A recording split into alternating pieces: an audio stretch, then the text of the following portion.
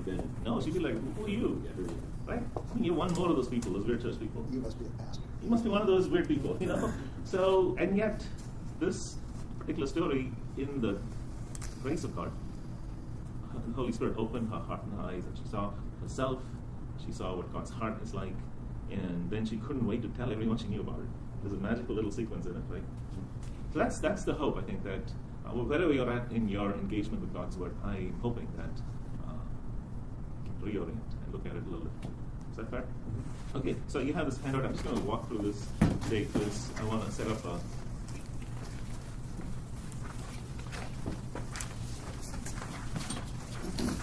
I don't know how far down into the detail we get today, but this is a three-part analysis or a three-level abstraction analysis of the entire book. This is the story. On the first column has its front and back. Tells the story of the Bible in 5 sections, 5 acts. This is a metaphor that a theologian by the name of N.T. Wright, if you've heard of him, he's popularized, but it's not originally with him. It's a pretty common framework. But it tells the story in 5 acts. So the first act, so to speak, the first part of the story is creation. Right? God creates, and it's wonderful. And then the second part of the story is that things fall apart. Sin enters the world, and God's good creation decides to walk away from Him, to walk away from trusting His goodness. Act 3, scene 3, part 3, whatever, Act 3 is all about what does God do about it? How does He now resolve this tension that has come up between Him and His good creation? Act 4 is Jesus, which is God's chosen way to heal the world of evil. And then Act 5 is the church, which is all those who follow Jesus now through their lives living out the miracle that God has accomplished in Jesus, and thereby filling the earth with reconciliation and healing and restoration and forgiveness and shalom and love and the kingdom of God. That's very easy, right? You can keep the... And I give this to you because when you get into the weeds, you're going to have a flow in your mind to locate things. And so this is a very macro analysis. Can I show you what we did with that? Yes, please.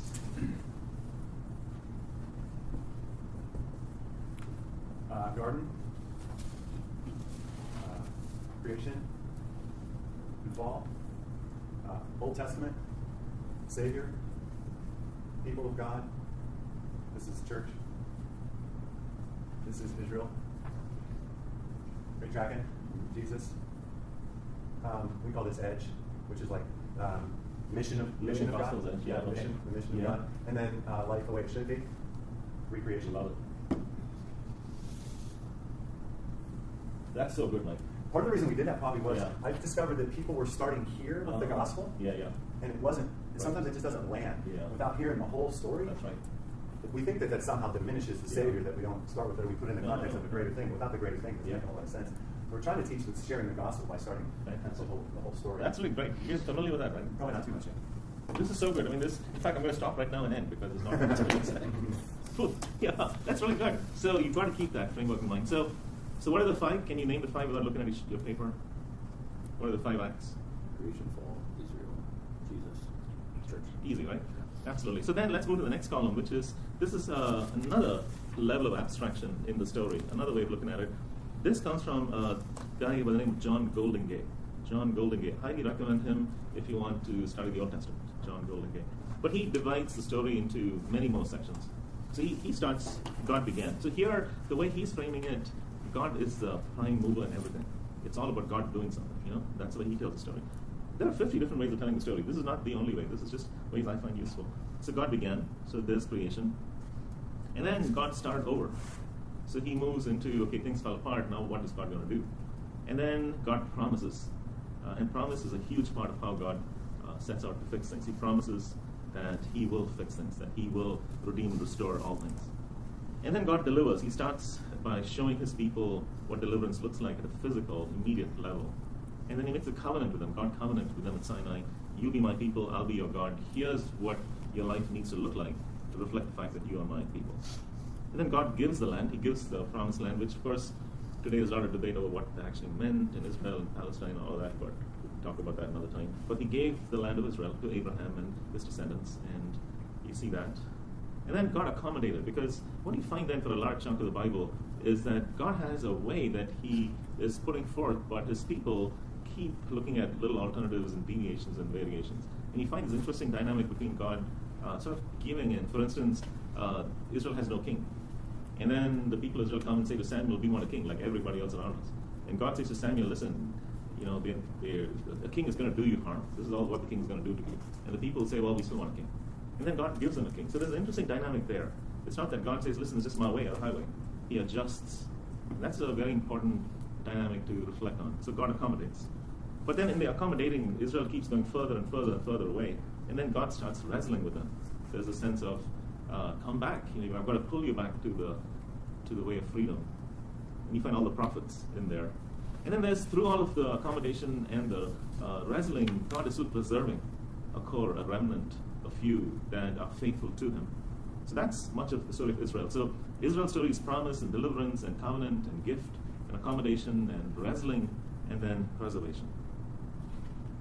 So far, so good? Can you feel the flow? Right. And then you come to Jesus, and now we look at Jesus in more detail, perhaps 2 sessions from now. But in Jesus, every promise that is being made, every hope that's been on offer is being fulfilled.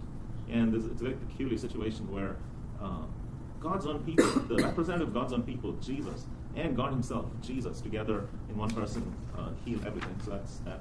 And then God with us is Jesus. God in us is when Jesus leaves, then the Holy Spirit comes and takes up residence within us. So then God is now in us. And then God is for us in the ways we live this thing out. That's another way to look at it.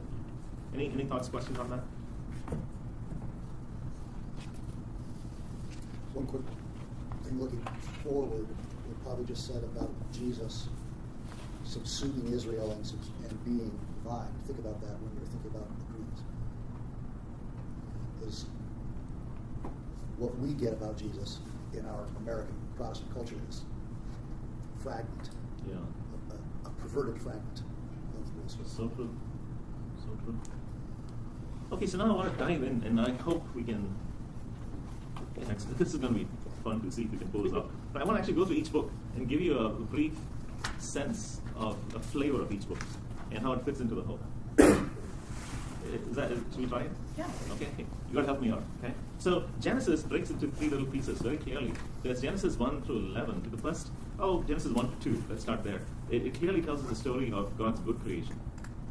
And there's a little complexity there that we might talk about next time, but the accounts of how God created seem to differ a little bit. Have you noticed that? How do you resolve that difference? The account, say that again. The account of God's creation, Genesis 1 and Genesis 2, differ a little bit. Oh, between 1 and 2. Between 1 and 2. And so there are ways to reconcile that, there are ways to look at it, but I don't want to go off screen. But God begins, and then things fall apart, and then God starts over. And you could look at chapter 3 to 11 as God's starting over. You get the narrative of Noah, for instance, there in the flood. You remember it says the thoughts of men's hearts had become completely evil, and God sets out to destroy the entire world through a flood. And He saves Noah and his wife and his 3 sons and their wives, and then starts over. And then you get to chapter 12, and you hit Abraham, and you get the first flavor of what is to be, which is God's not going to destroy the earth, rather He's going to redeem it. And He promises Abraham, I'm going to take you, and I'm going to bless you, and I'm going to make you a blessing to everybody. Through you, everybody is going to be blessed. So that's the first promise. And it makes no sense to Abraham. We look at him next week a little bit, but it makes no sense to him because he can't possibly understand what God is talking about. But then his story is one of learning to trust God even when it doesn't make sense. What, is it? It would be better for me if 1 through 11 was considered God began. Okay, because? The idea of God having to start over is a bad start. Is that right? It says the tone is oops. Yeah. Which I don't think is true. Yeah. Would you say that it was oops?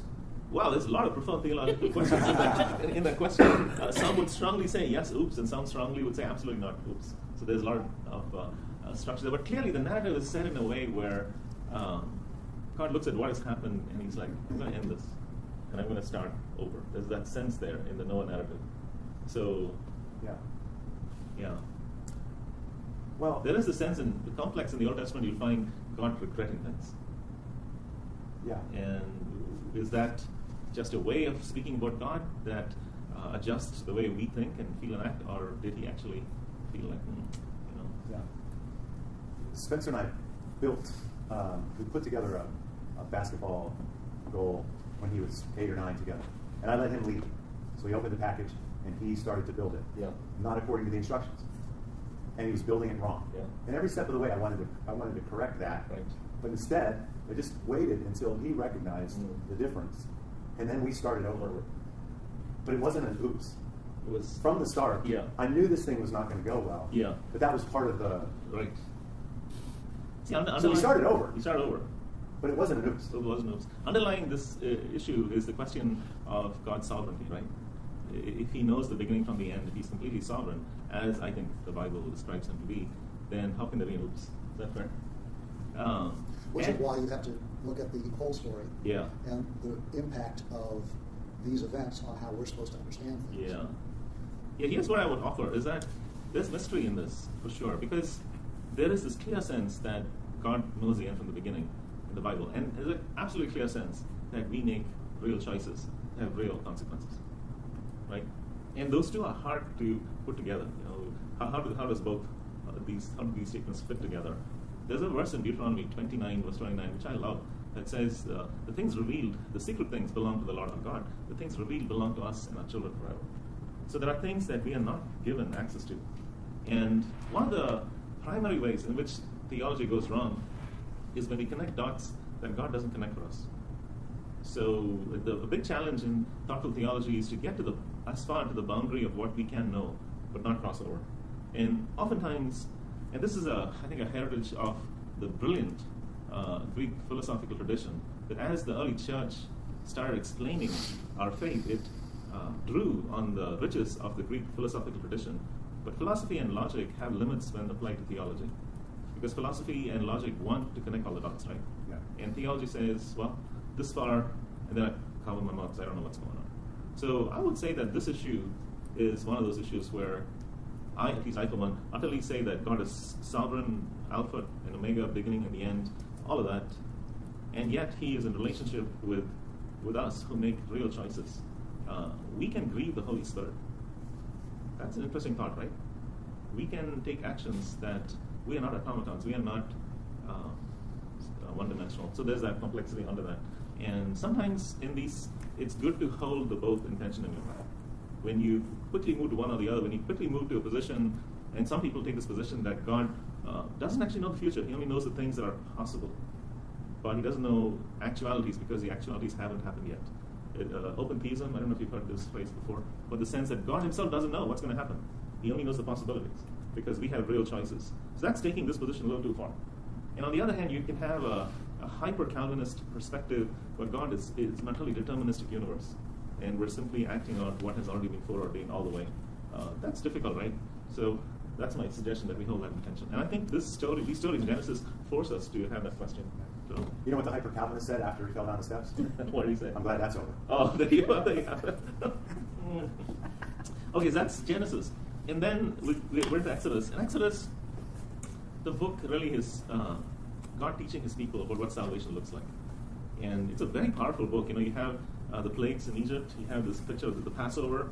Starts right there. This picture of the firstborn being the price that is paid for the salvation of the people of God. There's a lot of overtones and powerful motifs in this. You have the first bit of the Ten Commandments shows up in Exodus, so there's a little bit of that there. The second part of Exodus is kind of hard to read, actually. I'm reading it right now, and my reading yesterday is all about how to treat your slaves. You go, well, what? Anyway, so that's there. And then you get to Leviticus, which is filled with the Mosaic Law, details of how to conduct yourself. And it can also be difficult for us in our time and place to read it and put it on as a story. It's difficult. But the sense you get is that this God who is rescuing Israel, who is setting out to redeem the whole world through His people, He's very concerned about every detail of your life. There's not a thing you do from the moment you wake up to the time you go to sleep, and then while you're asleep, that He's not concerned about. That's one of the most important things you can take away with you, is that there's no secular sacred split. Everything is sacred. Every single thing you do is sacred, and that's the sense you get from there. The book of Numbers is also quite a bit like that. I'm just going to pass over that. I put down key verses on the side. If you want to get a flavor of that book, look at that passage. It'll give you a fairly decent sense of the entire book. Deuteronomy is the culmination of this first part of the story. So God reaches out into Egypt and takes Israel out who were slaves there, and He brings them out He teaches them his way, and they wander through the desert, right? You remember that, 40 years? And then now they're at the brink of entering into the promised land, and Moses is on his way out. And so he speaks to Israel. Deuteronomy is one long sermon, really, and he is telling them, you got a choice. You can choose one true God, and choosing him is life, or you can reject him, and then that is death. So life and death. So that's the choice he puts before them. That's the whole book, really. So now you can see that the people of Israel are being set apart, being guided into this way of life. And then we come to Joshua. Joshua, have you read Joshua? Bloodiest book in the Bible. I mean, there's some brutal warfare, violence, holy violence, sanctified violence in the book. I have to tell you that I'm not sure I understand it, to be perfectly honest. I'm still wrestling through, personally, how to reconcile the degree of violence that I see in that book with Jesus and the Sermon on the Mount. I'm not really sure how to do that. There are some wonderful options on offer out there, some really great ones. Some of the approaches that people have taken is to say the violence indicates the utter horror of evil. It's as if God allowed evil to continue and call people to repent over and over again. And when Canaanites descended into such profound evil that nothing could be done, he destroys them, perhaps. But I'm still struggling. Perhaps you can feel that struggle, I don't know the answer to that, to be honest. And the way that the being violent destroys Israel. That's right. Yeah. Such a difficult... After all of that, Yeah. they are much worse than they were before. That's right. And they never recover from it. Yeah. The thing about the king is because they want to fight Yeah. and conquer. Yeah. And God is just saying, Yeah. this is not right. Don't That's do it. it. Yeah. No government. Preach it, brother. Yeah. Speaking of open theism, Yeah. Greg Has a great book on it. What's his? Greg Boyd. Oh wait, he wrote about Yeah. that violence Yeah. too, recently. I Yeah. didn't read it, but It's what's his take? His take is that he says the cross is at the heart of The cruciform, what's his phrase? The cruciform hermeneutic. The cross is at the heart of Jesus, and Jesus is at the heart of the revelation of God. So you've got to read everything through the light of the cross, and then he reads the Old Testament narratives through the filter of the cross. And I find his so what he then describes is God in these described acts of violence, allowing his people to misunderstand him and enact violence, supposedly in his name. Not too differently than what Todd just said. Perhaps. I don't want to be labeled as good. Yeah, no, that's what I was wondering. I didn't want to connect that too much, but But then it was. I mean, I heard you saying it's violent, but God, this is you made this bad. This is not me, which is. Yeah, I think Boyd is saying that Israel misunderstood the heart of God and used violence in a way that he didn't intend for it to be. And that's complicated, so I don't know. There's the thing about the little I understand about this book that we're talking about is, which I've only read reviews, not the book, is that It's massive. It's 1,400 pages. Oh. Yeah, 2 volumes. The suggestion is that there's some Big print. I'm not sure that Boyd understands judgment. I think that's the problem with open theism. Yeah. is- That would make is sense. that Yeah. open theism is an attempt to get us a God that isn't Yeah. a judge. The way Boyd understands judgment is that he says that God, you sin, and God is merciful to you and protects you from the consequences of that sin, and seeks to win you back to his way. But you continue. At some point, God releases his merciful protection on you, and you then suffer the consequences of your own actions, and that is judgment. So it's not him enacting violence as much as he withdraws his protection, and then the evil that he's been protecting you from sweeps in and. Which is Pauline a little bit. There's places where he said, Yeah. well, we just turn him over to Satan. Yeah, Second Corinthians It's going, 5, yeah. going that way. So turn him This over. is complex. Yeah. So as we go through it, we won't have clear answers. Okay, it's okay to have. Okay, one of the things about the Bible, it's okay to have tensions and questions because there is. It's too complex. No human mind can fathom all of it, put it all together. So it's okay. So what would a Jewish perspective of the book of Joshua be? That is a great question. The Jewish perspective does not have a cruciform hermeneutic. Very significant. So the Jewish perspective would be, you'll find that in Esther, for instance, where it is totally fine to take up arms against the enemy.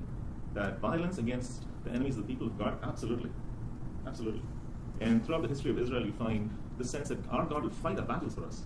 In his name we will overcome, So there's that sense of jihad, in its purest sense, comes from this tradition. Jihad in the Islamic tradition is much later, 630 before that word comes common. But in the Old Testament, there is this word called cherem. Cherem is the devoted to destruction. Destroy man, woman, and child, every living thing, raze it to the ground. Jericho, tear on all the stones so it can never be rebuilt. That sense of utter violence. So traditional Orthodox Jewish perspective would affirm that. Now, this Reform Judaism, there are many kinds of Judaism today, and some of the more liberal forms of Judaism would be more tolerant. But So not particularly helpful. It's not? No, I mean, in trying to understand Joshua. Well, it is, because now we're in tension, because without Jesus, we wouldn't have this tension. Without Jesus, you could look at Joshua and go, well, yeah, the enemies of God, rise up and destroy them. In fact, this is a controversial part of the history of our country, is that in the early days when colonists came, there were sermons preached in Boston and elsewhere, powerful, influential sermons that described the Native Americans as the Canaanites, and described the colonists as the people of God coming in. And therefore, Joshua was often used as validation to use force to take the land. That makes sense. That's not right. And yet, that's part of our history. It's a complex history, and you can go back and... It's the determining part of our history. Okay, I hesitate to say it like that, but you're right, yeah. So as an immigrant, I'm cautious to not say things, but you're right, it is a very determining part of our history that we have to do. And to this day, I think there is so much of the Joshua language that is used within the U.S. Armed Forces to validate the, my assistant at Heritage, a brother, he's not a major, but he was a captain in the infantry in Afghanistan for 2 years. And he was part of the squad that was sent out behind enemy lines to mark out places for aerial strikes, So very high risk, high intense life. And when he came back, he had such trauma. I mean, there was so much pain and anger and complexity within him because of what he had to do. And we had multiple conversations. There's a high degree of suicide in the armed forces. You know that, right? Part of that is what Todd just said. Doing violence does you harm. Whether you legitimate it or not, something happens within. Of course, then you have the complex question of how do you protect yourself against enemies and all of that, which we can't solve today, but there is this very complex tension here. But what we can see is that the idea that God is going to give us the victory, God doesn't always do that. That's right. And the farther down this page you go, the less he does it, until finally they're gone. Yeah. Because they didn't understand. Yeah. The mandate was to be a light to the nations, Mhm. not to kill them. That's right. Totally. Absolutely. So would you say, because there are parts where God is supernaturally giving them victory? Yes. And so would you say that that's more prevalent in the earlier books and as you move, or is that not necessarily the... Here's a very revealing sense, is that at the cross, Peter draws his sword out. Remember that? Because they come upon him, he cuts off someone's ear. And Jesus says, don't do that. Peter, don't you know that I could ask the Father and he would send legions of angels? So I have all force at my command, but we're not going to use that because this is not the way. And I don't think that is simply for Jesus. That's for Jesus' people. So that's the full revelation that he's moving towards. If you let me answer in a tentative way, I think the answer is yes. Well, just you saying that, I wonder if that, I've never thought of it as he's very hopeful in the beginning as they continue to... The walls of Jericho fall down. Right. It's a historical event. And then eventually they're dispersed into exile. Right. That's right? the And so shape that's of the that. lineage. Yeah. So to think about it in that term is again, I think it gives good perspective on why things are happening the way they are. Yeah. Because they are continuing to miss the point through the whole process. I don't want to become the guy who's talking. Oh, please do. But the more that they ignore the mandate to be a light to the nations, they demand a king, they conquer way outside of the land that God has given them. They get in cahoots with other powers, with first Egypt and then Babylon, and the more they think in a secular political manner, the less God does for them. He cuts off a big piece. They still, Jeremiah says, what are you people doing? They become extremely fragmented, right, in that process. They fight each other. They've got Judea versus Judah. the larger. Judah. Yeah. So I think the core problem is that Israel wants to be like the nations around it. That's the core problem. and God says, And he says, I can make you for that. This is what I mean. That's where the accommodation starts coming in. Because as they want to become like the nations around them, now they want to have boundaries and ways to guard the boundaries and war and all the rest of it. and And the this prophets start showing up only long after. They're well down this road before you start getting the man. Well, the prophets start early, Todd, like with Samuel. Well, but, Yeah. but even Joshua and Yeah. Judges, but Samuel's the beginning of this. But the most prophetic writing is Later. after Solomon. Yeah. Is that right? Yeah. Most of these prophets are after Solomon. You think? It would be the Much pinnacle. after, yeah. It would probably be the pinnacle of the kingdom Israel. of Israel. It all starts to fall apart from there. We got that tension. David is the epitome of both ends of that tension. Hideous behavior of David and his children. And David, the root of Jesse.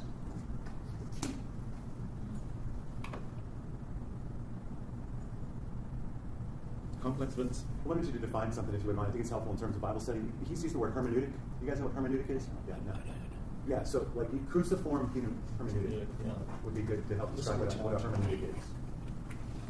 Can I do it? Cruciform hermeneutic. Make sure you put the E before you and That's not right. a U before E. Yeah. And then the cruciform is a kind of hermeneutic, but I think it'd be good to know what a hermeneutic is because it even begins to help you understand your own bias. What could it talk? Help you understand your Explain own it, bias. yeah. I'm not a good speller. Do you want to explain it? Yeah. Hermeneutics is the study of the theory of understanding the text, what the text says. And there's another word which is exegesis, which means taking the meaning out. Exegesis, take the meaning out of the text and use it. But hermeneutics is understanding the Bible. Is that fair? Yeah, absolutely. But in order to do it, you've got to have some story or some set of ideas to give yourself. Just like you do in history, you have to have certain pegs to hang your ideas on. You know, when we were talking about the history of the church, we said here are some themes that you'll see. So a hermeneutic isn't just reading the Greek or Hebrew and saying this word means this word means this. It's bigger than that, but it's just about the text. Let the text speak. And as much as you can, don't impose yourself on it. And then when we start to exegete from the text, now we're going to start to, it's not exactly application. Application is an American Protestant word that means do whatever you want. So exegesis is a lot more scientific than that. It's supposed to connect to the text. But those are the two levels of reading the Bible. That's what Fee is about. Yeah, he says the hermeneutics is, in a narrow sense, seeking the contemporary relevance of ancient texts in the here and now. It said exegesis was understanding of how it applied to the original audience, and hermeneutics is how it applied now.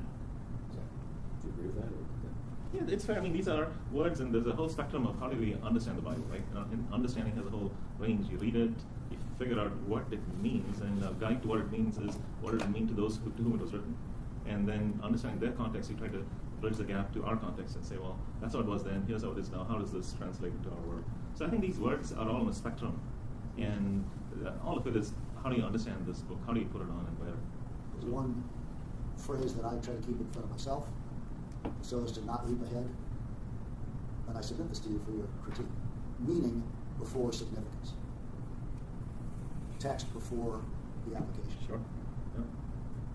Yeah. The practical part for me is, and I would only have a measure of confidence that this is actually what hermeneutic is, but the way that I operate with it is I'm going to read the Bible and I'm going to have a bias.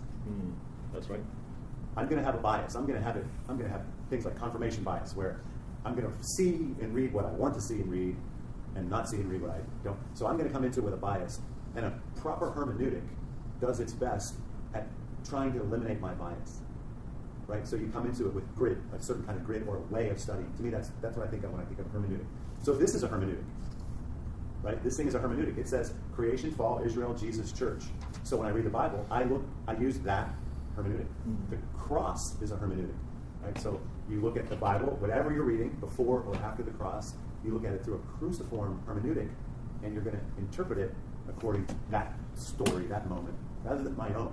So the better your exegesis, the better your hermeneutic, the less your own opinion and your own bias, which is possible to eliminate altogether, is going to impact it. But that's the goal of proper Bible study, proper hermeneutic, all of that stuff. So a cruciform hermeneutic, and when we look at Joshua through a cruciform hermeneutic, means we're seeing all that violence, we're seeing the whole story, and trying to figure out how does the cross story overlay that and possibly help explain it. Does that make sense? Is that fair? I think the distinction here between hermeneutics and hermeneutic is a little important, because hermeneutics is the whole process of understanding. That's what it really means. But hermeneutic is like you look at a mass of data and you say, this is really clear, I know this to be true. And having fixed that, then I start looking at everything else to make sense. Right? So you have clear.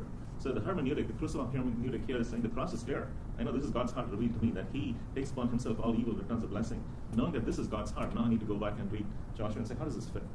So it's that fixed point. You ever watch the movie, It's a Beautiful Life?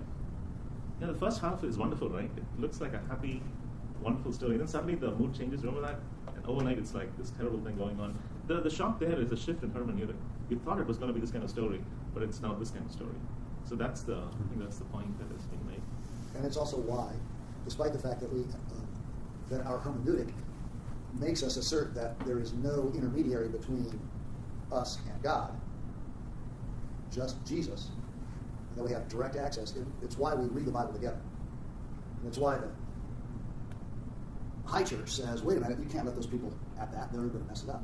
But we read the Bible together because our hermeneutics have biases, and we have to check each other. We have to discuss and bump against each other and let the tradition of understanding at least affect how we think. We may not agree with it, but we have to engage with how 2,000 years of very smart people have read this text.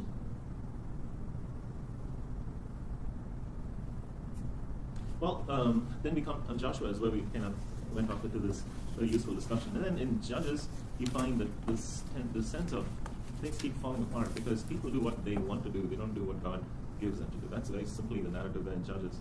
And then you have Ruth, which is an absolutely brilliant, beautiful little cameo of someone, a single person, who in the ordinary details of her life lives out what Israel is supposed to be. She's a light in the way she conducts herself to her mother-in-law, who's not Jewish. So there's this, vice versa. She's not Jewish, and so she becomes the outsider becomes a reflection of the gospel to the insider. And it's a beautiful little picture of being a light to the nations in right there.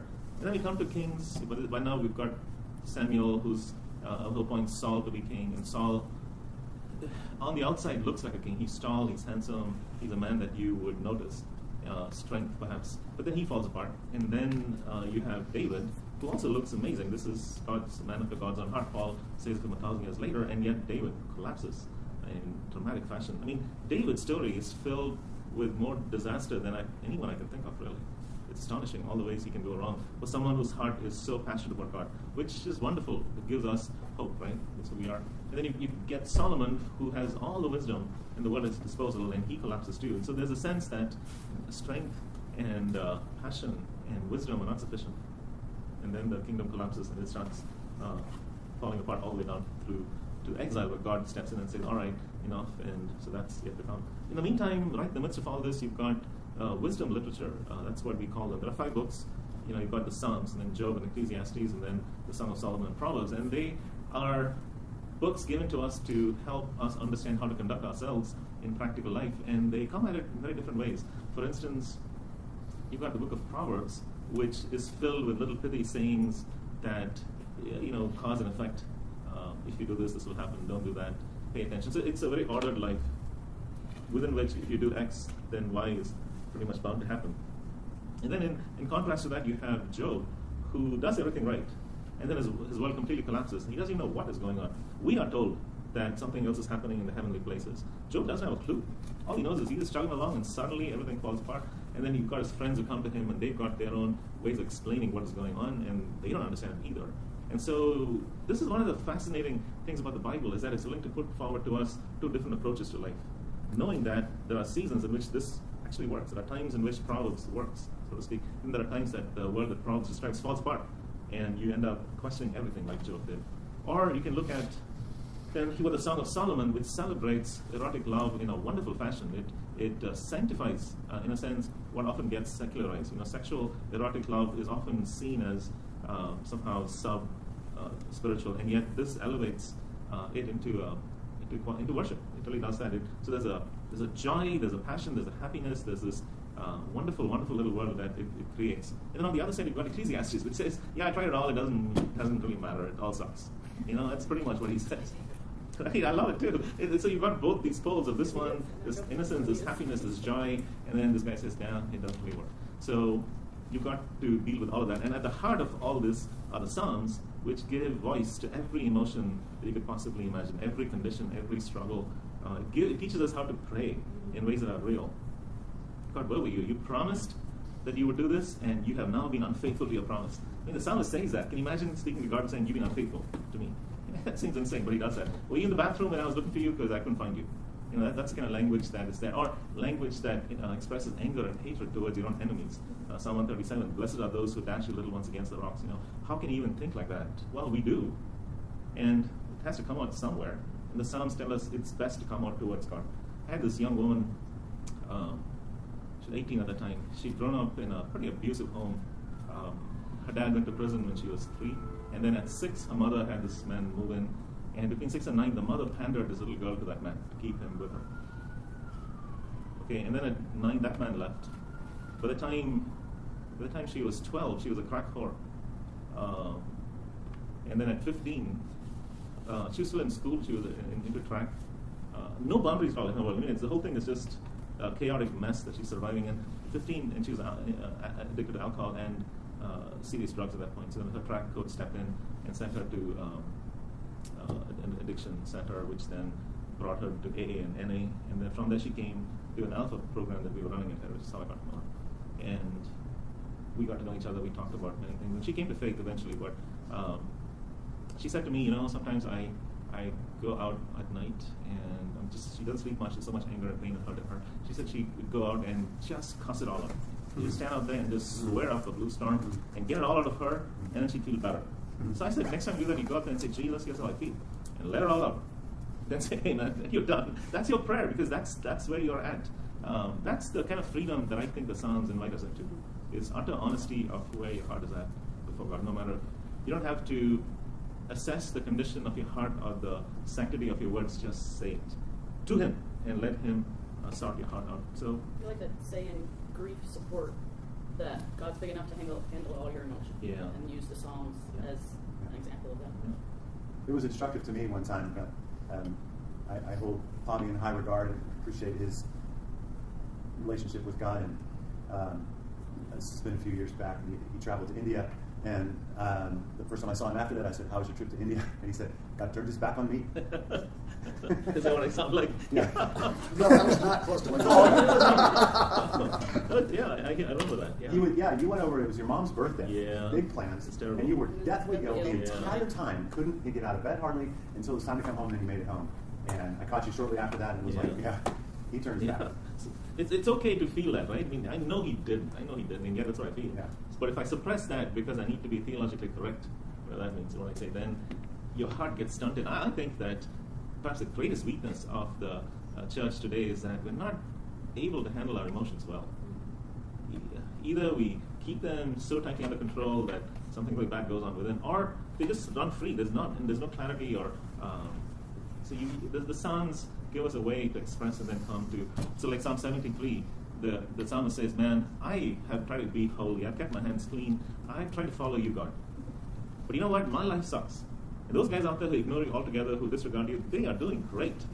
They are doing really well. So I don't get this." And that's the beginning of his expression. And then he even says, "I was like an animal before you. I was like a beast. My heart was so screwed up that I couldn't." But then I came to your presence, the sanctuary. And then I remembered you. And then by the end of the psalm, he's like, "Who do I have in heaven except you?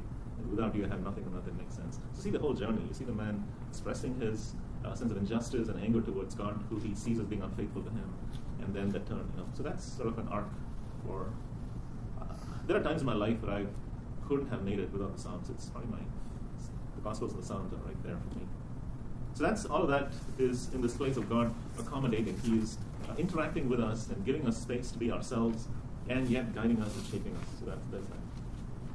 Then you have the prophets. As Todd said, these guys come after Solomon, and the bulk of the prophetic writing is after all this, where God is calling them back. Prophets really are people who stand between God and man and woman. I don't know what the right word is anymore. People?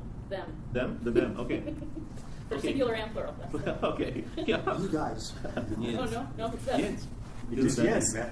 Yes, God and yes. Okay.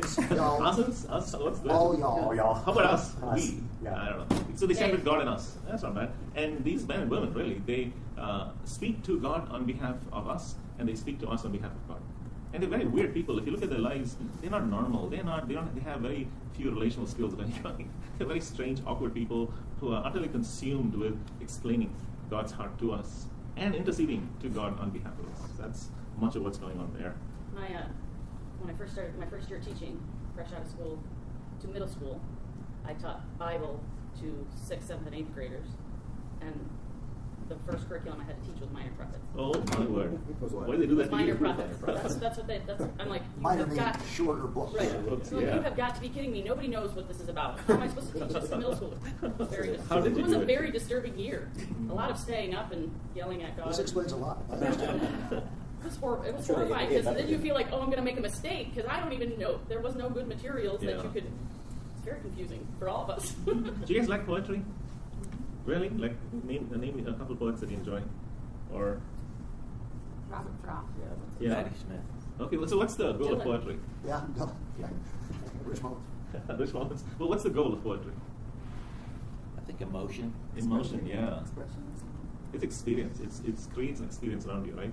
Sometimes they use words in ways that sometimes the sound of the word is the impact they want as much as the meaning itself. Pardon me? Madeline. Okay, yeah. So Seamus Heaney, you guys ever listen to much of this? So the prophets are poets. That's the most important thing about prophets. Prophets are poets, and if you don't read them as poetry, if you read them as prose, then it's disastrous. It's 99% of the reason they don't make sense to us is the fact that they wrote in Hebrew poetry, and we read them in English prose. The gap is just too far. It's too bad, but you can't do much about it. You can't really go off and learn Hebrew just for that sake. It's too arduous. But you do the best you can. Use multiple translations, try to get the sense of what's going on. And the prophets are not meant to be read like one big chunk. You can pick up the Gospel of Mark and read it, and you get a coherent sense out of it. The prophets are little poems here, another poem here, another chunk here, a tiny bit of narrative in the middle, another poem. So you've got to read them in semantic units. So prophets are the hardest. If you can bits. figure out what those are. If you can figure out what those are, Yeah. that's right. Do you think that the English language makes that harder than other It does. languages? Hebrew is very terse. A typical line of Hebrew poetry will have 3 words in it. Okay, and then the words are there, and you've got to figure out how they connect. So the syntax, the semantics are clear. The syntax, you'll have to figure out how it all fits together. And then the Hebrew poetry uses parallelism a lot. It uses repeated sounds. It uses alliteration, things that get lost in English. So that's the challenge. But the translations are good. The NIV, the ESV are quite good in terms of how they try to communicate that. But it's hard. I mean, English poetry is hard enough, right, to make sense out of. So then you've got all the distance there. So there are bits in Isaiah that to this day no one knows what the Hebrew means. We have our best guess. We don't really know what it means. So here's our best guess. So it's part of the challenge. So hermeneutics includes humility. Yes, that's right. First and last, yeah. Hey, Potty, Yeah. you said the ESV and the NIV? Yeah. Do you read different translations? Yeah, I do. So let me tell you what the work. Let me start at the ground level and it'll work my way up. So you've got the Bible is written in Hebrew primarily in the Old Testament, bits of Aramaic in Daniel and Ezra, but mostly Hebrew, and then Greek in the New Testament. And the Hebrew of the Old Testament, for the most part, has been polished over centuries by old Jewish scribes. So it's pretty well polished Hebrew. The Greek of the New Testament is very choppy. The Greek in Mark and in 2 Peter and Revelation contains lots of grammatical errors. It's kind of hard if you start thinking about inspiration and so on and so forth. You've got to deal with that. The other complexity is that, so the New Testament, we have perhaps 5,000 manuscripts, bits of the New Testament. No 2 of them are identical. So you get a bit of Mark over here, and you get the whole New Testament over here, and you get chunks of 2 Corinthians here, and there's a whole sophisticated and very wonderfully done science of putting all the manuscripts together and coming up with a version of the New Testament in Greek. Textual criticism. It's fascinating. You want to study it. Gordon Fee, who wrote that book, one of the top scholars in this field, absolutely brilliant work is done. And so then we get this Greek manuscript, and then there are 2 standard versions of the Greek manuscript out there today. And on that Greek manuscript, and there are many variations. If you look at a Bible, they'll have a little superscript, and then the footnote might say, variations. Like one of my favorite stories. My primary hermeneutic, apart from the cross, is the story in John 8. The woman caught in adultery. Which has the footnote. Yeah, which Says, almost maybe not, certainly, maybe almost not. certainly, maybe not. Yeah, no doubt about it. The earliest manuscripts don't have it. It interrupts the narrative. So then you get this English. Then you get this Greek layer. Then you have English translations. To translate it from any of you bilingual? Okay, if you are, you realize very quickly that translation is not a scientific thing, because languages differ in so many ways, and Greek and English have some fundamental differences. For instance, word order matters in English. Word order doesn't matter that much in Greek. Anyhow, so to translate it, there are 2 dominant theories of translation. One is you go word by word. Get the word, you put it there, and then you massage the English to make sense out of it. The other theory is that you take it thought by thought. You understand what the semantic unit is communicating, and you translate it. So this is called formal equivalence, which is if it's word by word, broad stroking, and then thought by thought is called dynamic equivalence, right? So the ESV is a formal equivalence translation. It tries its best to take it more or less word for word and give you the sense of it. You cannot do this exactly. For instance, in the New Testament, when Paul wants to tell you that he is deeply moved, something, his affections are having grabbed, he says, my bowels are moved within me.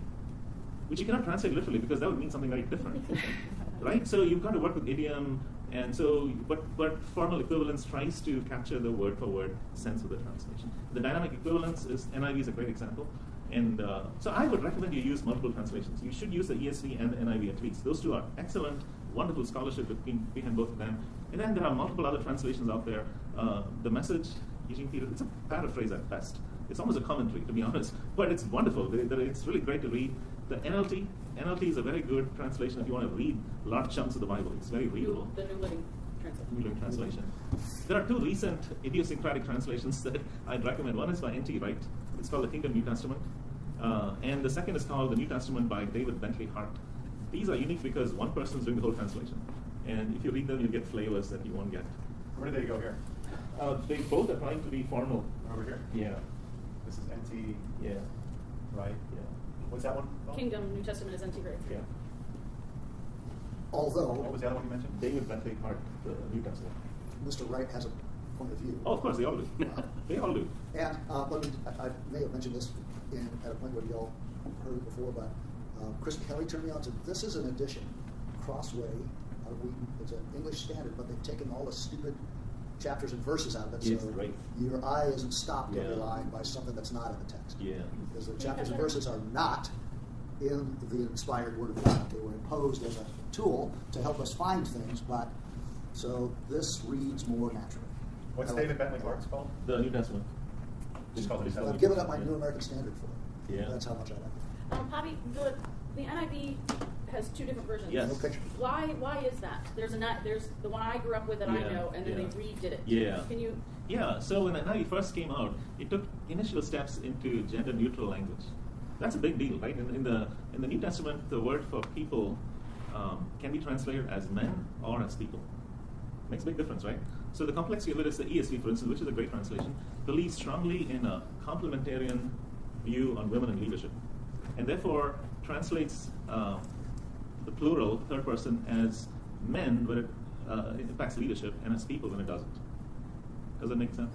So there's a theology undergirding that. The NIV tried to make it more neutral, and the NIV got bits of Paul's theology mixed up in the first version of it. And in 2011, they issued a revised translation, and that translation attempts to get Paul a little bit clearer, and language about justification, language about it gets that a little bit clearer, and does a better job of the gender neutral issue. And it was like 1982 or something. The original one, 84, I think. Yeah, somewhere there. And so then, when you talk about King James, New King James, Yeah. and what? Can you give them a little? Yeah, bit? so the King James translation, the first English translation comes out around 1350 AD roughly. And then there are little bits and pieces of Wycliffe, and there are bits going on. Then in 1611, there's this King James translation issued, and it was put together by some absolutely brilliant guys. They did a fantastic job translating it into an Elizabethan, it's midway between vernacular and formal. It's this one, but at that time, in 1611, right? And of course, now you read it, one of the Psalms, it says, "Deliver my darling from the power of the dog." That's what the King James says. And you go, what the heck, right? But it meant a lot back then. So the language is fantastic, but the translation is very hard at places to understand. Secondly, in 1611, a lot of the current manuscript evidence that we have today wasn't existent then. And so there's some difficulty. They make some clear errors because we didn't have the manuscripts. And the third is their Hebrew faculty was not strong. They were very strong in Greek. Hebrew was a little weaker. The whole rabbinic world hadn't entered the translation space yet. So the Lord is my shepherd, I shall not want. That's so King James, right? There's that beauty to it. But you can't really use it as there are at least 400 places where there are specific errors in the King James translation. And then the New King James comes in and says, we fix all those errors, and puts a version out. So the New King James is pretty good. It still feels a little stilted. There are tons of it. In fact, I think he has a chapter on good translations, yeah. right? Yeah. Yes, he does. Okay. So one time for high school graduation, we gave out Bibles. when we were smaller.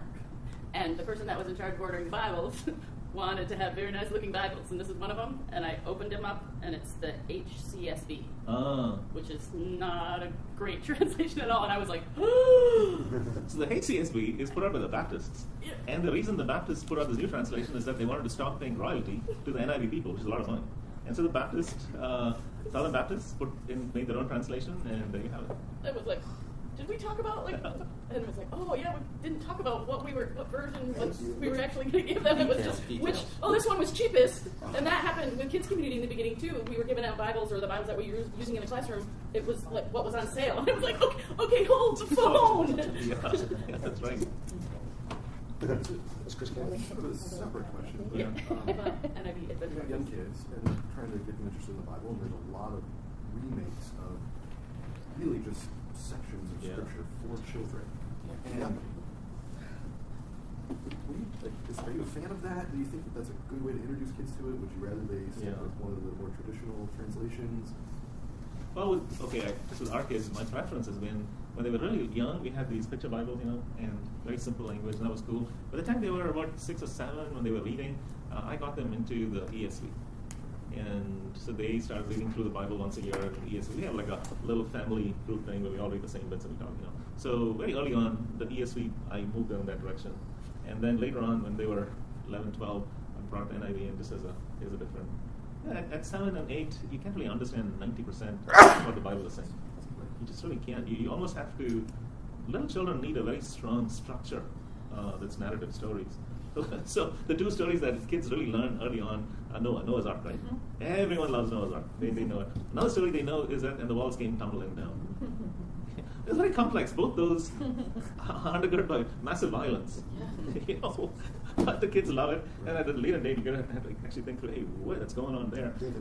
David and Goliath. Absolutely. So I think they need that narrative structure. And then at a later date, they need to read the Bible for themselves. I think the beauty is we have it.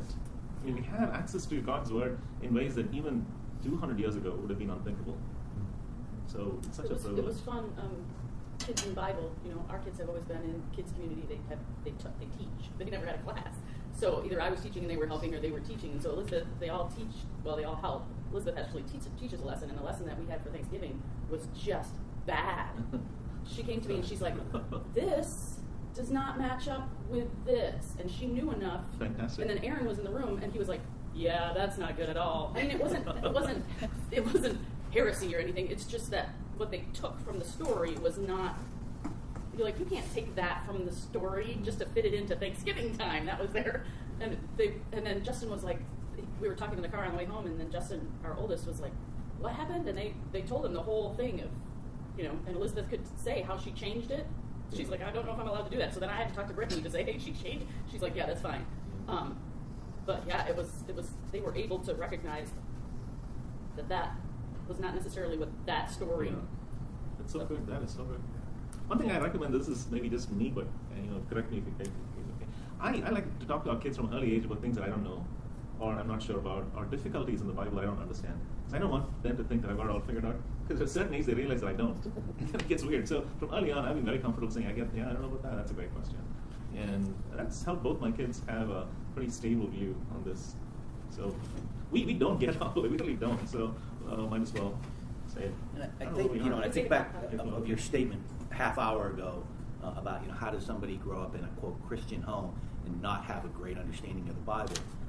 I'm thinking about what we're talking about now. It's like, I probably heard David and Goliath and Noah's Ark, 25 times, because it was probably easy for a Sunday school teacher to kind of drop in, get that visual going, give the lesson to it, but you'd probably hear that 3 times in a year. Yeah. And so you didn't get breadth at all. Yeah. You kind of got the same thing. It's like, I grew up in a Christian home, but I really didn't know that much about it.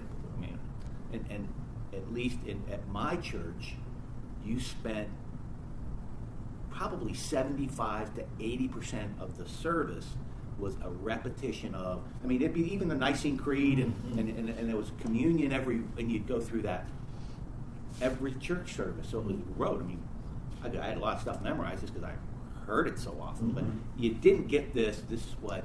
Here's the other stories that are out there.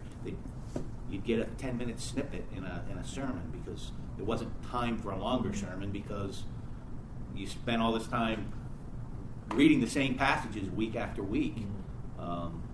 So that's true. Well, You that's just why imagine. Go the ahead. Book of Common Prayer is a great tool. I don't know what denomination, but it was Episcopal. So the Book of that's what Common we Prayer used. has the entire Bible. The entire text is read in the course of a year. 3 readings, Old Testament, New Testament, Gospel, 3 readings. The entire text is read in the course of a year, but it gets lost in the rigmarole. Well, and that's the inspired word of God too. You know, we talk about raising kids or having kids in the church and the repetition and getting them used to that. Yeah. But also, God will hit you with His word when it's time for you to hear. When we were recruiting people for kids, you know, I heard the story of Noah over and over again all my life, but it wasn't. I mean, every time something different hits me, and I had these little kids all around me, and we were doing Noah, and I was reading it because I wanted to read it from the Bible, open the Bible, and actually have them see that there's a Bible and there's things in here. Yeah. And I was reading it, and it said, God closed the door on the ark. And I was like, I mean, I probably heard that, but I was like, as an adult now, I'm like, how good is God that Noah didn't have to make that decision? He couldn't have opened it if he wanted to. And what does that say about, you know, so that just struck me. I had never contemplated that piece of it. Yeah. Elizabeth, raised in Christian school and raised in a home studying the Bible, one time we're sitting around devotions, and she's like, what are the Beatitudes? And she was like, this was like recently, in the last 3 years, and I'm like, what? She's like, I've never heard this before. I'm like, how can you literally know a song that has all of this in it? She's like, yeah, but she's like, I don't know if I ever. That's something. It's amazing. Wait till it gets saved. Yeah. You're like, what are you talking about? I don't know what I mean. Yeah, I know that. What if the children's program did that? What Mike just drew out. What if that was the structure that we raised our kids with? Wouldn't that be amazing? The Gospel Coalition tried to do that. How did that? Okay. Because with my kids, I try to use these structures so that they have a picture in their head. But well, we are story shaped, right? At the core, we all get stories, if you understand. Anyway, let me finish off the Old Testament real quick, and then we can. And so then the God preserved part is these little narratives that come together to tell the story of how God is at work. Esther, the story has so many layers to it, but at the heart of it is the sense that the people of God are indestructible. You can't mess with them. You know, you can try to destroy them, but in the end, they're gonna come through. And everything else is. So that's an encouragement for Israel at a time that they didn't seem like they were gonna make it.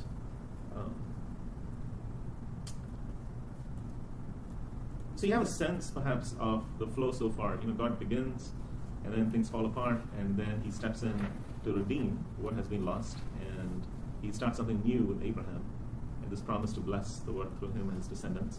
And then you have the people of Israel, and they have a convoluted story. They go off into Egypt, become slaves there, and then God sends them Moses, and He brings them out. Amazing things happen there. And then He takes them into the promised land. He gives them His own presence. He's there with them. He gives them His word, His law, His way of being. And He says, be a blessing, be different, be that light to the nations. And instead, they choose to try to be like everybody else. That is our story. You know, the church seems to constantly want. There's a chronic insecurity to the people of God. We always feel like unless we have the same kind of power everybody else has, the same kind of influence, we've really not made it. And so they fall apart because they try too much to be like the nations around them. And God accommodates. He tries to work with them with these new structures. He did not mean for them to have a king. And you know why? Because God was their king. It was insane to have another king, really. So that he accommodated that fell apart. And then, you know, He sends them prophets and He preserves them. But there comes a time when He says, enough. And He sends them off into exile. He dispersed, Jerusalem's destroyed. It's sent off into captivity. Temple is destroyed, which is sort of the big heartbreak. And now everything that held them together has fallen apart. But then you have this narrative that the people of God are still being preserved. You have the prophets still promising hope after judgment. And you have this promise made to them that within 70 years they'll come back to the land. So they come back. When they come back, it doesn't feel like it used to be. There's still the sense of, is this it? In fact, in the book of Haggai, they're rebuilding the temple, and the old guys who remember the glory of the old temple look at what's happening, and they're in tears thinking, gosh, it wasn't like this before. It feels so thin. It feels so weak. Is this all there is to it? And the Old Testament ends on this very sad, poignant note. There's a bit in Isaiah which is really wonderful, 64. He says, you are our Father. You're the one that we look to. We screwed up, and you called us back. You told us all these things, and we didn't do it. We've pretty much screwed up. We've failed you utterly. And it doesn't seem clear that we're going to recover and be able to pull off the call that you gave us. I don't think we're going to be this light to the nations. And then he says, will you not do for us what we cannot do for ourselves? That's a very powerful, very plaintive cry of the heart. Will you not do for us what we cannot do for ourselves? Will you not tear open the heavens and come down and do for us what we cannot do for ourselves? And I think that's the context within which then Jesus shows up. Make sense? And then the way Mark tells the story, and I'll end with this, with Mark talks about Jesus' baptism. When he talks about it, he says, and the heavens were torn open. And you see the dove descending on Jesus. Remember that? Mark is the only one who uses that word, that it being torn open in a very unique way. And I think he is calling to mind that bit from Isaiah. Will you not tear open the heavens and come down? Well, yeah, this is the heavens are being torn open. The Spirit of God is falling on this Jesus. And now he is the one who is going to accomplish all that was promised that you're crying out for. And so we pause there, pick up the New Testament bit next time.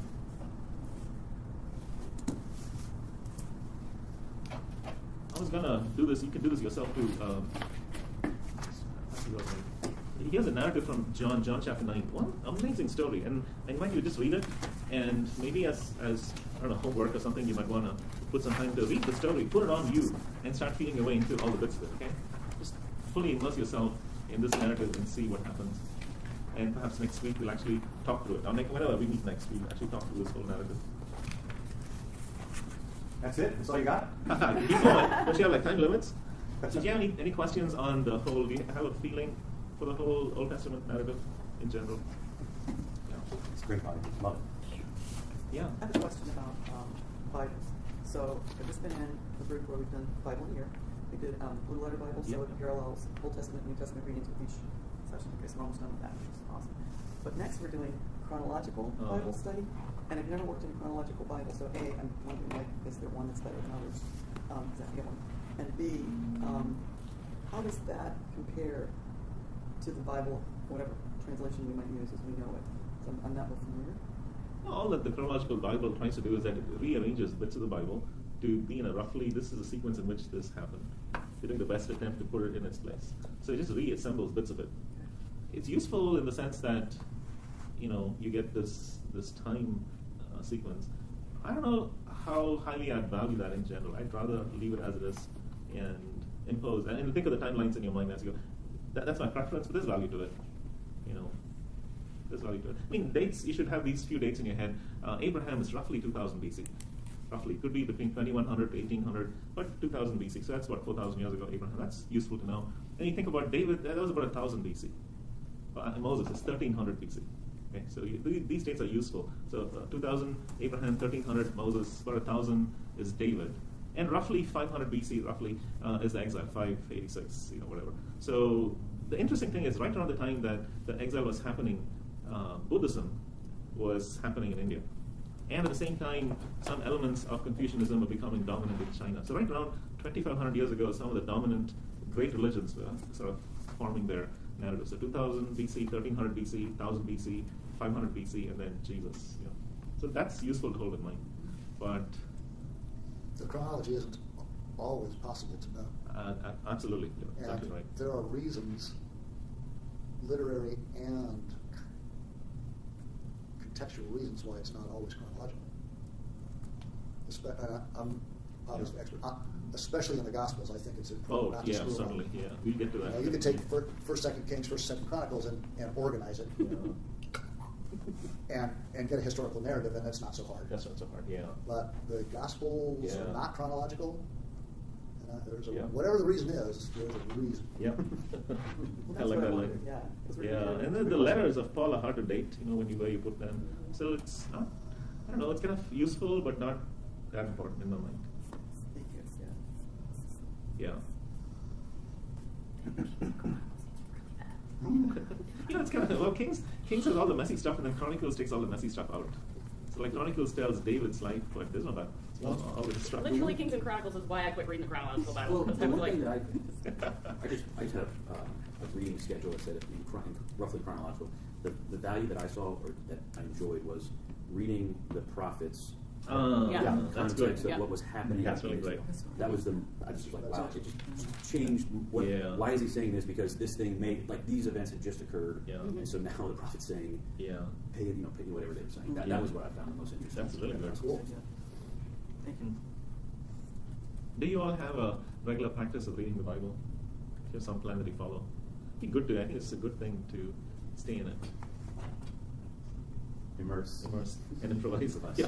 Well, that's the truth of it. I'll do like that because at the end of the 5 acts, you have the account of the early church in the New Testament. But after that, we do have to improvise. There are so many issues we face that are not directly addressed in the text that we have. There are so many dilemmas we encounter that aren't there. And you've got to figure out, given what we know, how do I then live in a world that is quite different? The irony of American fundamentalism, that it seeks to protect the Bible, and in so doing it destroys the Bible by calling it a handbook or an instruction manual instead of appreciating its richness. Right. So we read with our heart. There's an important passage in 1 Corinthians, at the end of chapter 2, about understanding the things of God. And it's hard because it's not scientific. And we want to analyze and make, but it just says if you don't have the Spirit, you're not going to understand this. It's going to seem like foolishness. Yeah. It's foolishness to those who are perishing. Yeah. And but we have, you know this passage? Yeah. But we have the mind of Christ. So that's how you read. There's a reason why people kept it out of people's hands. Yeah, look, just look. It's a rebellious document. You were talking about Alpha. Can you say a couple words about what that is and how you got involved in that? So there's a church in London, Holy Trinity, Brompton, which, gosh, there's right now Mickey Gumble is a pastor there, but there was a guy before him, Sandy, I forget. But gosh, 30, 40 years ago, this guy started a little program to introduce people to the gospel. And what they did was they put together like 12 to 18 sessions where you come and you hear really the gospel laid out, Christian life laid out in simple bits that anyone can walk and listen to and get a sense of the whole. And Nicky and the guy before him, whose name I can't recall, I think they're amazing. Nicky's amazing at speaking of Jesus in ways that someone who's perfectly a stranger to Christian things can listen and go, oh, I get it. He's very simple, he's very heartfelt, and he has this really wonderful Cambridge accent. So it all works together in his favor. I like it a lot because it's a nice program that you can put out there, and you can ask people, what did you think about that? You know, I'm not the one saying it, he's saying it. What do you think about that? And I've done it a number of times, and it's perhaps the easiest way, I think, in the Western context today of introducing people to the full sense of what is going on. You would profit from it. I'm telling you, going through it, you'd walk away thinking, oh my gosh, that was pretty good. That was pretty helpful for me. And so I've done it probably once or twice a year for a long time now with people. And well, for a while I got totally connected into the addict community. So a lot of AA people and NA people would come through that, and we'd see a lot of transformation happen right in the program. And they've updated it recently. There's a bit of a cooler, much better production quality. It's done well. I'd recommend it. I mean, I'd shorten it. It's a bit too long, so I'd take some bits out of it. So the structures, you get together, you have a simple meal, you watch a half-hour video, you break down to small groups, and you talk about it for a half hour. In the small groups, the leaders are coached to never offer answers. Simply listen and create more questions and let the conversation just churn. And then in the middle of Alpha, there's a overnight retreat, which is very powerful, very cool things happen there. And then at the very end, they get to ask any questions that are on their hearts, and someone gets to respond to all of that. And that's it. So what we've done is we've done an Alpha, and then we put together something called a Beta, which I guess follows, but that's a follow-up to that, so people come to faith there, and then we take them through something basic, and that's a lot of fun to do. I think you and I live in a very post-Christian society. I don't know if you see that or not. Just down the street from where I live quite close where Mike lives. 2 houses away is a white family. They have 2 daughters, both about Hannah's age, so 14 and 16, Hannah, roughly there. And Jean and Shannon have been friends for a while now. They quit church when they left home. For no bad reason. They just got bored, and they said we're done with it. And the little girls have grown up, and they've never been in church ever. It's astonishing, and they live 2 houses away from us. And so then last year, Shannon actually came to a weekend service, and she liked it a lot. And then this year, Hannah took Lauren, who's the younger one, with her to a Young Life retreat. And Lauren came to faith. So now she's come back, and now you've got this family where the littlest one has come to faith, and they're all like, oh, what does this mean? They're trying to figure it out. You know, across the street from us, there live 2 lesbian couples who are sweet. They're older, in their 60s, and they're sweet people. And of course, they left the church a long time ago because there's no place for that. And yet there's a memory of something good. We're talking about that. That's just in, the house behind us. There's a couple. Husband was a major in Iraq. He ran the prison system, and he has a lot of trauma. And he came back, and things are pretty rough for him. His wife grew up Catholic, hasn't been to church in forever, raised the kids. I mean, these children have no idea of God or Jesus or anything. No clue. It's astonishing because if you were in India, my neighbors would understand more about Jesus than my neighbors here. So I know we were in Westerville, and it looks, there's about 30,000 people in Westerville. I think maybe 2,000 or 3,000 of them understand the gospel. So you don't have to go very far for the unreached people. They're right around us, I think. In fact, I think that the most neglected unreached people group is right here, right around us. No one pays attention to the fact that.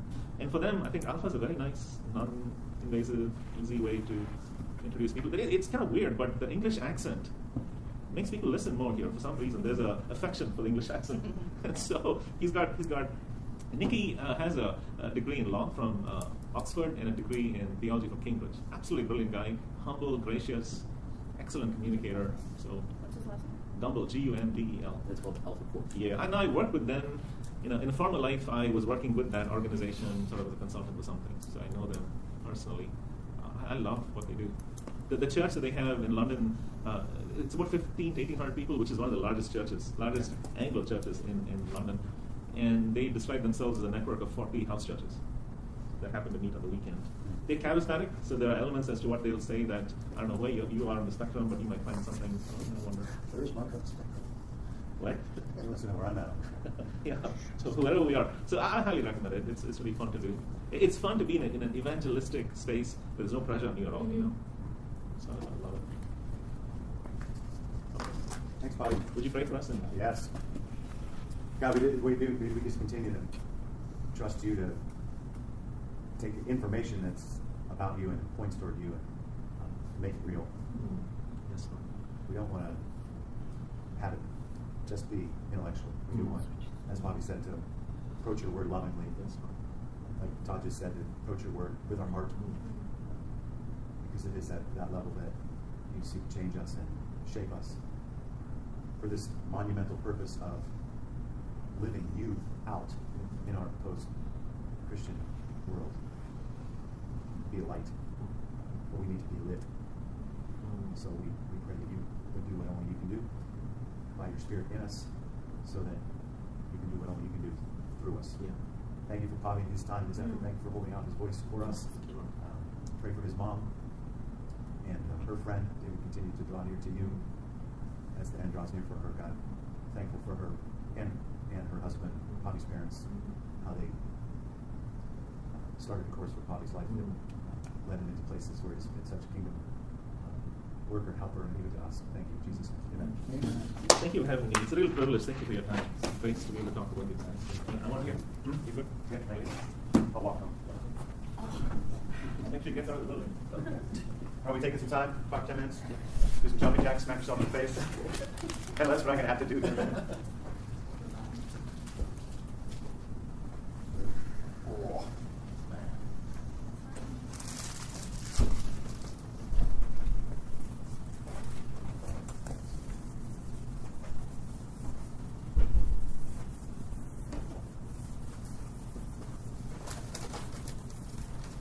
Embarrassing organization here. So did we give Gary the day off because it's his birthday? Yeah, we were up late last night, and all his family's in town. Isn't that great? And so I said, you should stay home. I just was so thrilled he was surprised. Yeah, he You know? was pretty vocal about the fact that no one can ever get one over on him. Was he really? Even this week. It's a little frightening, the conspiratorial talent that was Yes. Are you gone? You leaving? Thanks for being here. Yes. Once again, I'm driving to Indianapolis. Oh. Yes, sir. All right, safe travels. Yeah. Thanks, Todd. You don't have to drive to India. That's good.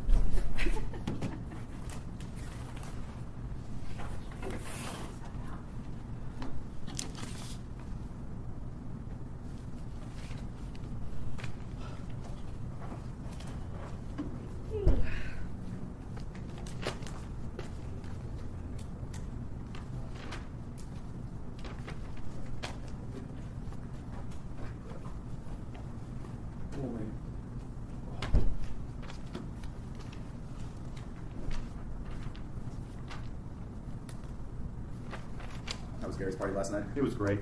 That's It fun. couldn't have been better. He was legitimately surprised. That's cool. Yeah, he was under the false impression that he never is surprised and never would be, and feeling pretty good about himself, having it all figured out. And That's fun. it was really fun to see him try to adjust, because he was so surprised, so fooled. He couldn't even figure out where he was and what was going on for about 5 or 10 seconds.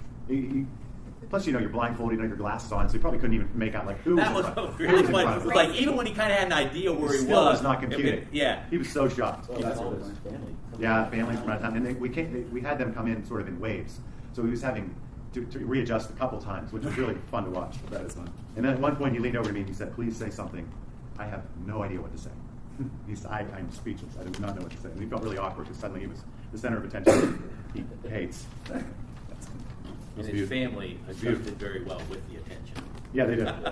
They were A whole bunch awesome. of young life leaders that are totally comfortable standing up and talking, Yeah, and exactly. not afraid of being in front of people and Telling stories. telling stories. The one guy that kind of wrapped it up, was his nephew. Jim He Fountain. was like, really wasn't going to say anything, but I'm like, man, you're really comfortable up there for not being Yeah, there. yeah, he's He just starts like- like he's got a whole act, right? Yeah, I'll just hang out up here then. I don't want the microphone, Yeah, but yeah, that's pretty funny. But- That is great. Well, I'll tell you what was also really funny was at about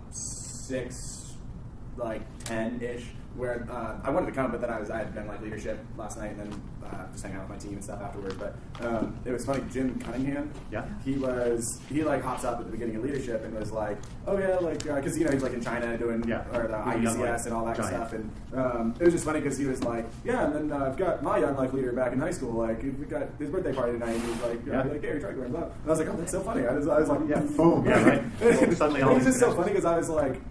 Yeah. Like, obviously, all of us are like, wow, Gary's just incredible, and we all look up to Gary in a lot of ways, but it was just like, that is cool. Yeah. Like, just to see it as, like, fruit. Yeah. Just, Even what you Fruit, think is yeah. Gary's awesome, and then suddenly you realize, oh my You God. said about the Fergusons. Yeah. And how they're connected Yeah. to him, and they're like, how'd you get here? Yeah. Yeah, yeah. You know what? John sent me. I've been badgering those two guys. They're so busy, to try to get them. I've been badgering them to send me a video greeting that I could play. And John texted me this morning and he said, "I'm so sorry." He said, "I made one and I just realized it's sitting in my outbox because he's traveling." Yeah. He said, "It just never got out." So I have it. I haven't even looked at it myself yet. I wanted to play it last night, but I'll probably show him this week at staff meeting or something. Message from John Ferguson. Be great. We got everybody back? Who we missing? Is it? yeah. Okay. Let's talk. Yeah, Todd's not coming back. The reason I'm filtering through all my papers is I have a sheet with all my little case studies on it. I can't find it. But fortunately, I have an electronic version in here that's okay, but doesn't have all of them. I might remember some more as we go. All right. So basically, the case study thing is me just talking about different things that have happened over time and how we sorted through them and how we try to, in a sense, be true to our values in the midst of very practical decisions that sometimes don't have a clear-cut answer. Like, what do you do? A couple things I'll remind you of. Number one, the open or centered set value system, right, where you have a small set of values that you hold to in order that all these people with their large bounded set perspectives can somehow get along. Who wasn't here last week? Just wait. So bounded set means this is everything that I believe, or that my theology holds, or my denomination holds, and you're either in or you're out. Well, how are these people going to get along? Unless we find some common, smaller set of values, and we make sure that no matter where you are out here, you tie back to it, and you have some degree of humility that says, if from the same Jesus and the same scriptures we can draw different conclusions that we feel passionately about, can we have the humility to say, I might not have it completely right?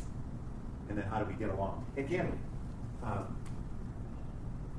Can we get along? You have to have humility. You have to have a pretty big dose of love, deference, a belief that even in the midst of our diversity and our difficulties, we have a sovereign God that is leading this whole thing somewhere, even in the midst of all of our chaos, all of our mistakes. He's working it out.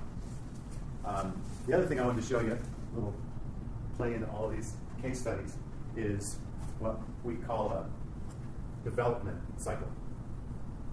So a little story. A friend of mine that was at Heritage was the COO. I might have told you this to some degree. He was the COO at Nationwide, and he was touted as one of the top 10 of those kind of guys in the country. So it's pretty sought after. And Nationwide was advancing a pretty significant topside shuffle. And his personality is, I'm not going to have anybody tell me what's happening to my life. I'll make my own decision. So he bailed out before that happened because he saw it coming. And like those high-powered guys do, it's like a 6-month process of finding a new job. During that 6 months, he offered to take half my job at Heritage, because we were in the midst of splitting the executive pastor job into 3 roles, and we were at the place where we were going to do 2, and one of them was going to be operational. And so he took that role pro bono, and had I set up a little junior desk, a little junior phone in my office, And so here's this guy. He's a great, wonderful man. Definitely a type A personality, but still treated me like just a normal peer guy. Sometimes you just think some of those guys just can't even get down there. But I got a 6-month high-level training worth probably a couple $100,000 if you had to pay for it over time. With this guy just being in my office, observing what I did and talking me through things. And so I'm can be kind of jazzed about my ability to help somebody problem solve. So if you come into my office, we're going to sit there no matter how long it takes, and we'll work through all this thing, and we'll have a solution, and I'll send you out, and you'll be on your way, and you'll have the answers, and we'll have sorted through it all. And so I have one of these meetings with our kids community pastor at the time, Tom Fletcher, and he's sitting in the room the whole time I'm having this conversation, and we're working on it. I'm proud of myself because we built the whole plan. And Tom walks out, and as I become accustomed to doing, I would look to him for, so what'd you think? I look over, and he's like this. 2-hour meeting, I'm like, what? And he said, that one would have been like a 10-minute meeting. And he launched into this, what ended up being a good 2-3 week process of us breaking down how he develops people, which was really why he was as successful and sought after as he was. He had a process for helping people get better at what they do. So I think this was his line at the time, and one of the things he said was, at the level he operates at, and so with his direct reports, he said, if you come into my office, you can come into my office with a problem and no solutions once. The second time, you're fired. I don't have time for a person who has problems and no solutions. And so we worked that out over time. What was very natural for him, he kind of broke down into what I've used ever since and call a development cycle. So step 1, you have to identify a problem, which is not easy. Not easy. We think we know what the problem is. We are used to assessing things very quickly and going, here's what's wrong. And what I've discovered is in my own life and in the lives of the people that I'm trying to lead around me, we don't know really what the problem is. People assume they know what it is. I remember one time I was working with a guy who was a life group leader, and he said, he was coaching life groups, multiple life groups, and his assessment of why the life groups weren't doing well was because the curriculum we were using, and this is the word he used, which I was writing, was cheesy. He said the curriculum's cheesy. Okay, if you just stop right there, what you're going to start doing is working on new curriculum. If you just assume that's the problem, he just leapt to, it's cheesy. Well, that wasn't the problem. It's not worth going anywhere else, but we eventually talked and asked questions and figured out what the real problem is, and we started doing it. But if you don't identify the problem, and I like to use a video clip and a scene from The Patriot, where he's on the ridge with his 2 boys, and they're trying to get our oldest son, brother, back, right? Do you remember that? Do you know that scene? So the British are marching through this little ravine they have just captured and are holding his oldest son. And he's got his younger sons who are like 7 and 9 up on this ridge line, and they each have a musket. And he says, remember what I told you? And they're all nervous because they're in the middle of this thing. It's like, aim small, miss small. So I use that. It's like, this is identify. You got to identify a really clear problem. Know what that is. Have a lot of certainty. You got to get away from your own confirmation biases. You got to get some research. So whenever we're doing decision making or problem solving, someone says, I know what the problem is. I automatically assume you don't. And I want to know how you found out what that problem is. What have you read? What have you researched? Who have you asked? Who's handling this problem elsewhere? Identify the problem. The next thing is you have to develop solutions to that problem. And George would say, I always want you to come with 3. Come with 3 solutions, not 1. And don't forget, there's always the solution. There's always the solution of do nothing. You've identified the problem, but we're not really going to do anything about it right now.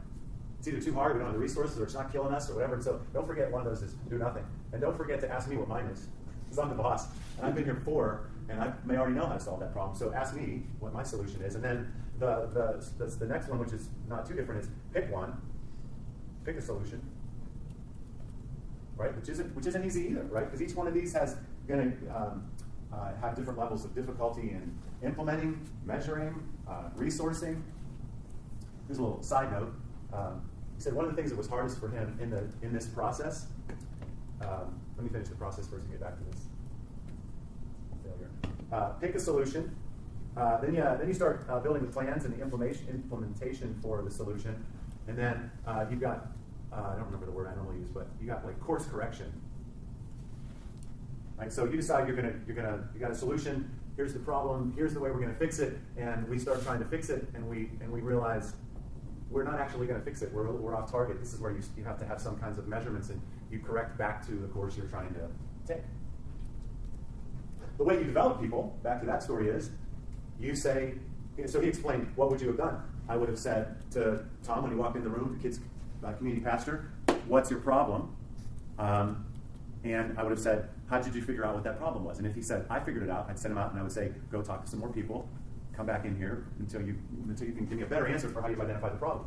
Then the next question is, and if a person is developed, as they develop, right? You come in and say, I have a problem. You say, how did you come to understand that problem? Blah, blah, blah. Okay, what are your solutions for that problem? Here they are. But if the person says, I have a problem, and assuming that they got identified right, and you say, what are your solutions? Then you send them back out to get solutions. But you're letting them do the work rather than you're doing it all in here. So, 10-minute meeting. What's the problem? Okay, I agree with you. That's the problem. What are your solutions? I don't have any. Well, go get them. Now you come back and you got your solutions. Which one are you going to pick and why? These are all very short meetings if you're really trying to develop someone. If you're going to do all the work yourself, then they're not going to be developed. So one of the things we think a lot about is in the church, right? People do have these boxes, and not only do people have those boxes, everybody's different, right? We have differences of people. So everything that we're doing, whether it's meeting together as a small group, or trying to put together a birthday party, or figuring out who's going to be able to use this space, this building, how and when, all of those things are going to create problems.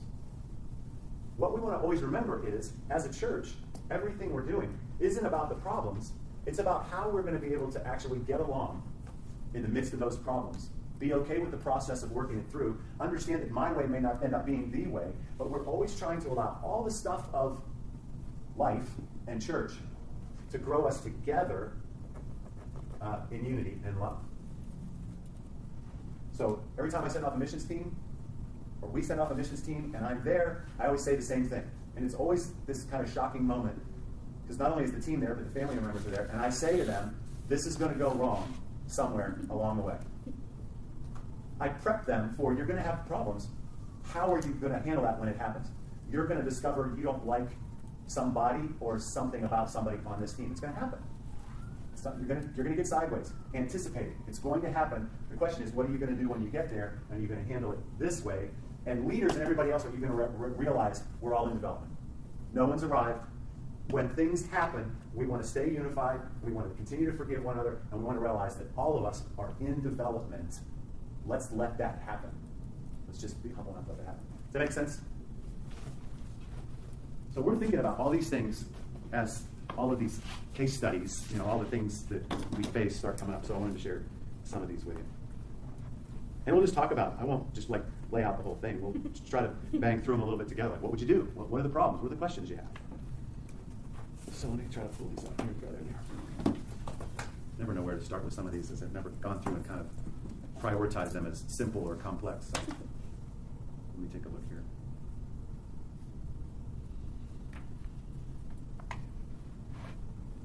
Do you have favorite ones, Cindy, that come to your mind when you think about this? You were talking last time about the African one. You want to start there?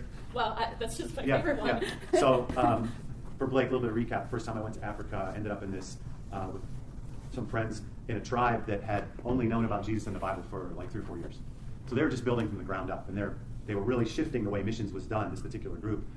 They were doing as little as they could beyond bringing in the Bible and teaching it to them, and then trying to come alongside them as they developed the practices that would come along with it. It's pretty cool. Rather than implanting our own practices on them and saying, this is what Christians do, they tried to stay as out of the way as they possibly could as things developed, it would come along. So they got to this point, this is where I was leading to last week, they got to this point where they were recognizing elders in the church. So they read Paul and the new church, and they appoint elders. So they start to appoint elders, and one of the leading Christian men, heart for God, handle on Scripture, clearly an elder, he has 7 wives. And they see in the Scriptures that the qualifications for an elder is a husband of one wife. So what do you do? Totally qualified, except for that point. What kind of questions do you ask? How do you manage through that? What do you think? What's important? What do you do? You going to recognize him as an elder? Yeah? Grant? Yes or no? Oh. Right? No idea. No idea? Off of that, I would say no. You're going to say no because? Because the scripture says husband of one wife. Yeah. That would be my first inclination to say we have a serious problem. Yeah, so can't do it. You agree? And you all agree with that? You got 7 wives. No, I don't. You don't. It's okay. No, it's not. It's not okay. It's not okay. What do you but think? there are I'm sure other examples of things that are in conflict with the core beliefs. Yeah. That are how do you prioritize what is okay and isn't okay? Right. Is that We're flawed human beings. I've got Right. issues. Correct. Right? That would be. So I don't know the context. I don't know how important that one particularly Yeah. is. But Yeah. that would be my what distinguishes that from something else. Yeah. Was he, Because he must be doing a lot of things well. Right. Well- He was a godly man. and culturally or so in there, was that a common practice, or was it because he was elevated, wealthy? Yeah, I said multiple wives was not uncommon. for most men, most. It wasn't most, leaders, but it wasn't or uncommon. It wasn't uncommon.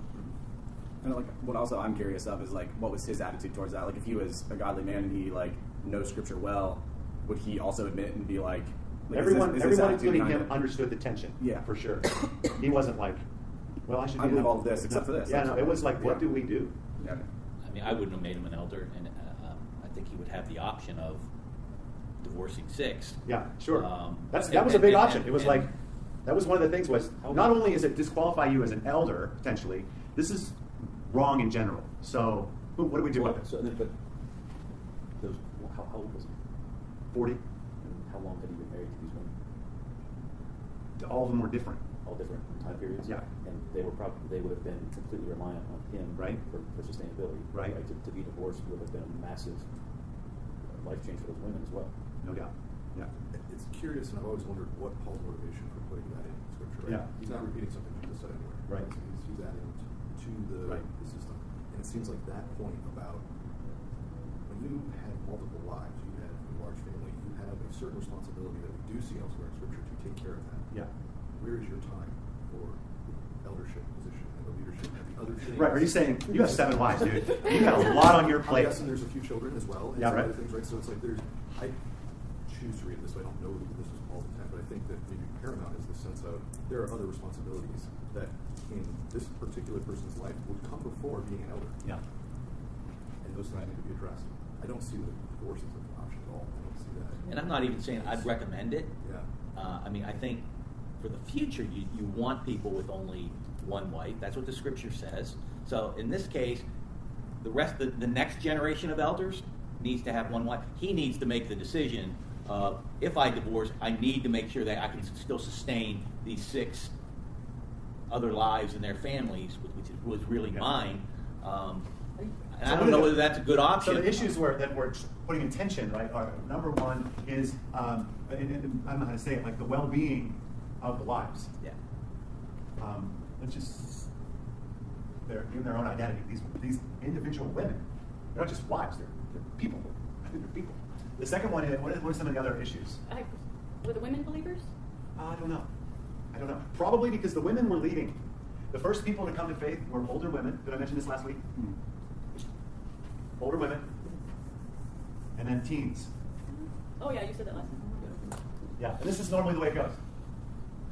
You talk about if they. And then they're dragging their husbands and dads to church. It's like, oh my gosh.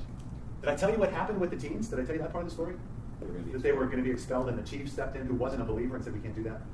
If we don't make space for our teens to have a different ideology in life, they won't be a part of us, and then we'll cease to exist as a tribe a couple generations down the road. Anyway, so it came in that order. I don't know if they were, I would suspect they probably were.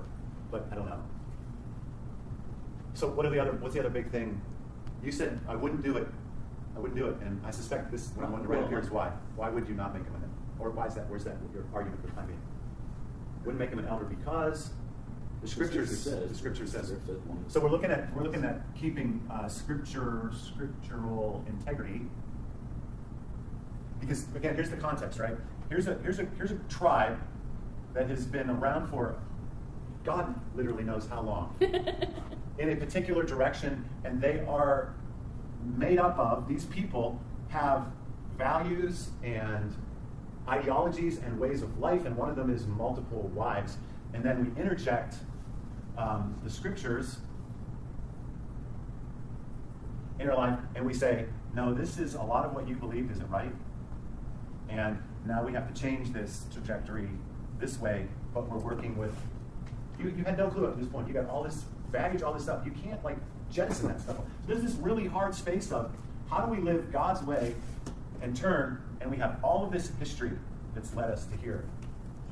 There's a concept in missions that is right in this space all the time. This is missions work. You interject. So you think about a Muslim that comes to faith, and you ask on this continuum of, I think they go from 0 to 5 or something like that. Everybody that's missionaries to Muslim have to kind of decide on this scale of how much once a person is saved, can they preserve their traditions and such, and depending on your philosophy on that, once a Muslim gets saved, can they bow down 3 times a day, aiming west to pray to their God? It's a Muslim practice. Can you do that? Well, where you fall on the scale would depend. There are certain philosophies that would say you have to abandon anything that was associated with that in the past. Is one way. To the other, I would say, no, you can completely continue to live out your culture, and now you're reorienting that culture toward God. But how do you decide which ones count, which ones don't? Wives, non-wives, and it's so there's this whole, and then the scriptural integrity part is okay, and this still is very big today. If we decide that this part of scripture right here, That was my point. yeah, right, we decide this part of scripture right here doesn't really count or apply. Where does that stop? When do you decide that, oh no, but this one is? So that's really challenging. Is there any other big ones we're worried about? I think I added one in there, but I don't know how to capture it. Cultural There would be this change, or there would be a pretty substantial shift for that culture where, because he has 7 wives, it's obviously a male-dominated society. Yeah. And Scripture tells us that we're all equal, right? And so he'd have this dilemma of yeah, marriage is supposed to be a union of 2 people who are completely committed to one another, and now you're trying to say, now we've got 8 people in the mix Yeah. here. How can you love and have that same commitment? Yeah. So I think it'd be that dilemma. it's almost like the speed of not only cultural change but my own personal change. Who would he stay married to? How would you pick that? Yeah, Right. that was Yeah. Well, but and also how do now this new revelation of what marriage is intended for, and now you have these women, and if they actually could speak the truth, how do they feel in the midst of those relationships? There's somebody who probably feels more loved than others, Yeah. or less loved than others, and now you just have this whole dichotomy of Yeah. relational challenges. Yeah. Well, this question may show my ignorance, but that's okay. It's my question. What was the role of the elder? So, was the elder a leader in the church? So, Well, to be clear, I don't know if I made this clear, but they were looking to recognize him as a church elder. okay, Yeah, right. a church elder. So there were other church elders. Yep, they had other church elders. I And- don't remember. This was what was unique about this one was that they had this confluence of conflicting things. I'm sure they had others. They obviously didn't have that particular multiple life one. They probably had, easier ones. But to whom? Easier compared to whom? Right. I mean, Yeah. that, Yeah, easier in that he either wasn't married or he was only married to one. In one aspect, it was easier. But what about there's other aspects that were just as challenging. Yeah. And in our society, don't you feel like the acceptance of gay couples mirrors this? Oh yeah. Yeah. They're grappling with that today. Yeah, it doesn't go away. So we're trying to elevate love and humility and development,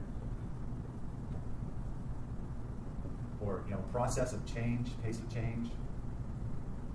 The other thing is some of those women might not have ever wanted to be married to him. How were they acquired? Maybe they opt out. And like you Free said, at last. I mean, if they came as young women or if they. Yeah. Was he their only choice? Was that? Was he their only choice? No, he was just qualified. He was qualified.